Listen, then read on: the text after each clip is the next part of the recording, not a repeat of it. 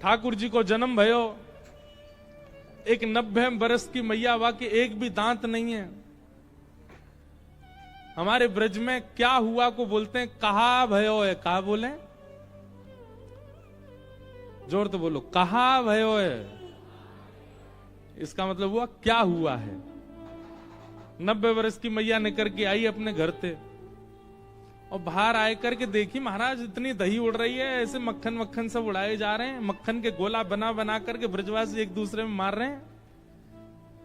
मैया ने जाके बोली, अरे छोराओं जी कहा भयो है। अब इतने हल्ला गुल्ला में वाकी आवाज ना सुनाई दे कोई है। एक ब्रजवासी ने वो मैया देख ली और सबरिन ने खट देख देख देख देख वो मैया देख संबंध पूछ रही, कहा भयो कहा भयो, एक भी दांत ना है आके पोपली मैया। रुक जा यार मैं बताऊं कहा भयो है। माखन मिश्री को एक गोला बनायो और ऐसे तक के बैठो, बोले अब के पूछे कहा भयो है। जैसी माने की कहा भयो, मुंह खोलो, माने तक के मारो माखन को गोला। मुख में जाते ही टक के सीधे पेट में ही गयो नॉन स्टॉप, रुको ही नहीं पेट में। मैया ने अपनी जीभ से पूरा मुंह पहुंच लियो, होठ चाटे, फिर बोली, अरे अब तो बताए तो कहा भयो है। ब्रजवासी सब आए, बालक छोटे छोटे, मैया तेरो मुंह चीकनो है गो, तेरो मुंह मीठो है गो, अब ना पता चली कहा भयो। अरे हमारे नंद जू के लाला भयो है, और कहा भयो है, नंद जी के लाला भयो है। आहा, जैसी वह मैया ने सुनी नंद जी के लाला भयो,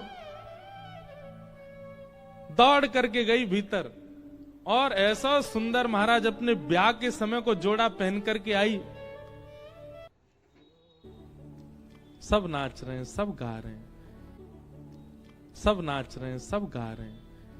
अवाद्यंत विचित्राणी वादित्राणी महोत्सवे, उत्सव मना रहे हैं सब। ठाकुर जी का जन्म हुआ। धीरे धीरे ठाकुर जी अब 6 दिन के हो गए और 6 दिन के लाला जैसी भय तो पूतना आई, पूतना राक्षसी आई। अब देखो बहुत ध्यान से सुनिएगा, पूतना राक्षसी कौन है? अविद्या, अज्ञान।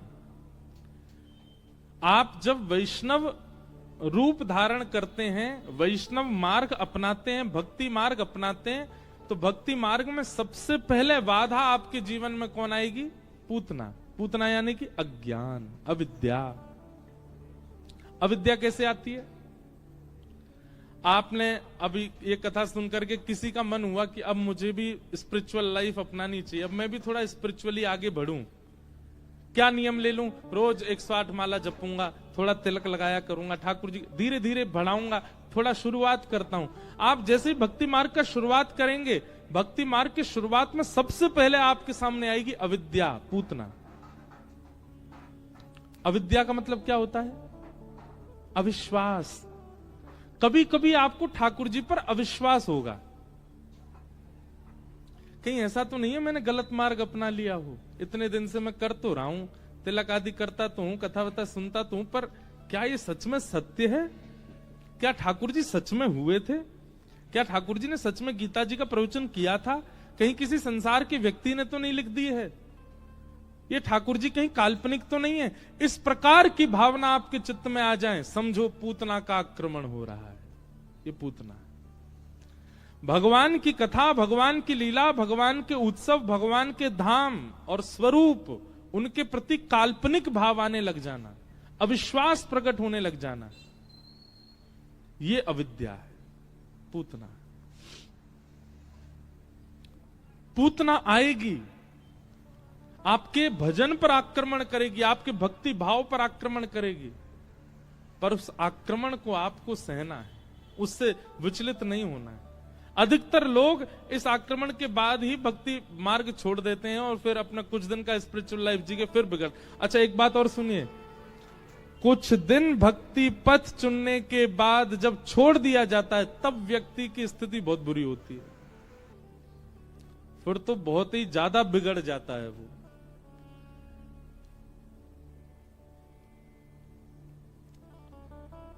इसलिए एक बार यदि चुन लो, छोड़ो नहीं, फिर चलते रहो। ये विश्वास के साथ ही पकड़िएगा भक्ति मार्ग को, नहीं तो मत आइएगा। विवाह किया जाता है तो इस भाव से किया जाता है, चाहे जो हो जाए अब हम साथ नहीं छोड़ेंगे। प्रेम किया जाता है तो इसी भाव से किया जाता है, अब नहीं साथ छोड़ेंगे। बालक का जन्म होता है तो बालक चाहे जैसा हो, माता पिता उसके टेक केयर करने का, उसको संग रखने का पूर्ण मन बना ही लेते हैं।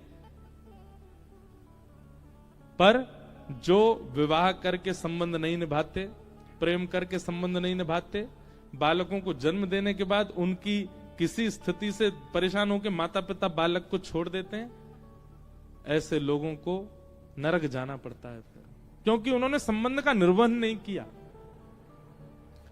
आए ही क्यों थे जब निभाना नहीं था तो। ठीक वैसे ही भक्ति मार्ग में भी आने से पहले निभाने का एक संकल्प लेकर के आइएगा, चाहे जो हो जाए।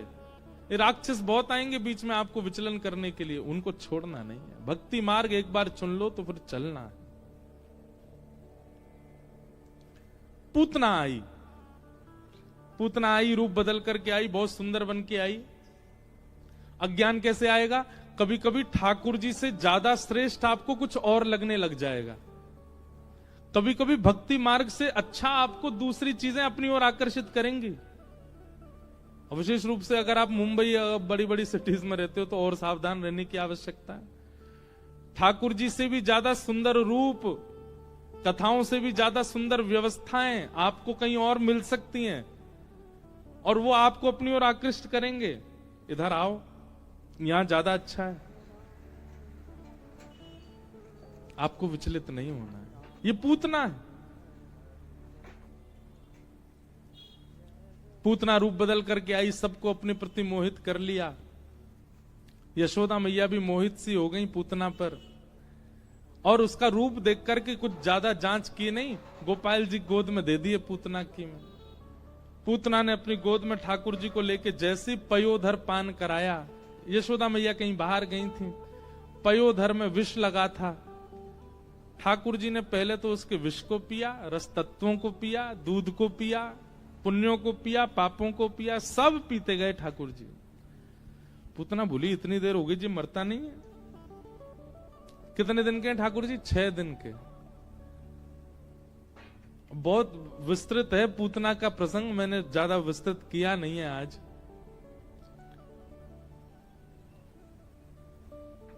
भगवान ने पूतना को देखा नहीं था, नेत्र बंद करके बैठे थे, ऐसे हाथ धर लिए थे ठाकुर जी ने। और पूतना ने जब पयोधर पान कराया तो पीते पीते ठाकुर जी पी भी ऐसे ही रहे उसका पयोधर। छोटे छोटे बालक कभी कभी हाथ धर लेते हैं ऐसे, और पीते पीते पीते जैसे ही ठाकुर जी ने उसके प्राण पीने शुरू किए, प्राण जैसे ही बाहर आने लगे, पूतना अपने वास्तविक रूप में प्रकट होने लगी। उसके सुंदर नेत्र, सुंदर नाक, सुंदर बाल सब कुरूप होने लग गए। जैसे ही कुरूपणी हुई, सामुंच मुंचाल मिति प्रभाषणी, अरे बालक छोड़, अरे बालक छोड़ कहकर के ठाकुर जी को पीछे करने लगी। लेकिन भगवान ने गाढ़म कराभ्याम इतने इतने कस के उसके पयोधर को पकड़ा कि ठाकुर जी छोड़े ही नहीं। और जैसे ही पूतना अपने रूप में आई तो कहते हैं ठाकुर जी ने अपने नेत्रों से हाथ हटा लिए, और हाथ हटा करके छोटे छोटे आंखों से ठाकुर जी पूतना को देखने लगे।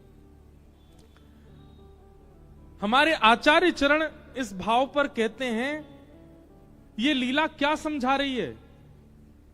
बोले ठाकुर के आगे भेष बदल के जाओगे तो ठाकुर जी तुमको देखेंगे नहीं। भेष बदल के मतलब क्रीम पाउडर लगाने को नहीं कह रहे हैं। भेष बदलने का मतलब हो तो कामी, हो तो क्रोधी, हो तो लोभी, हो तो द्वेषी, हो तो ईर्ष्यालु।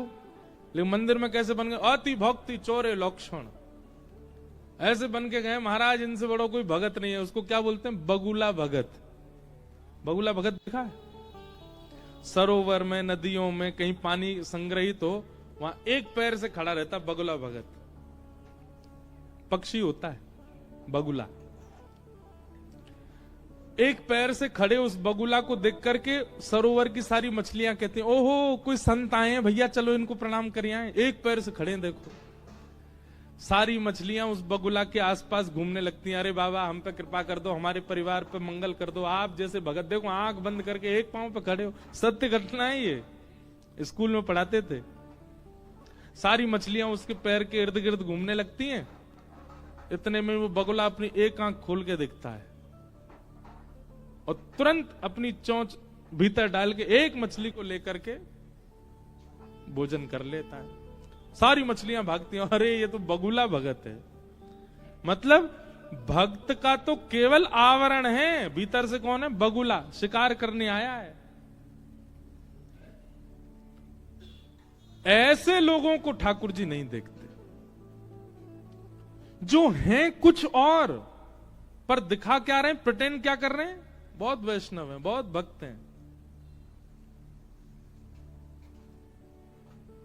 कथा होती है, कथा में भी कई लोग ऐसे ही आते हैं। वो 7 दिन तक प्याज लहसुन को हाथ भी नहीं लगाएंगे, 7 दिन तक इतने पवित्र रहेंगे, सबको दिखा देंगे देखो मैंने कथा को जीवन में उतार लिया। कथा विश्राम होने के 10-5 दिन बाद ही परिवर्तन हो जाता है, फिर से उसी कामों में लग गए। रोज पीना खाना प्रारंभ कर दिया, कथा कथा तक छुट्टी थी। नवरात्रि में भी होते हैं ये वाले बगला भगत। 9 दिन तो इतना ध्यान रखेंगे भोजन का, पानी का, दूध का, इसका उसका। प्रतीक्षा होती कब दशहरा आवे।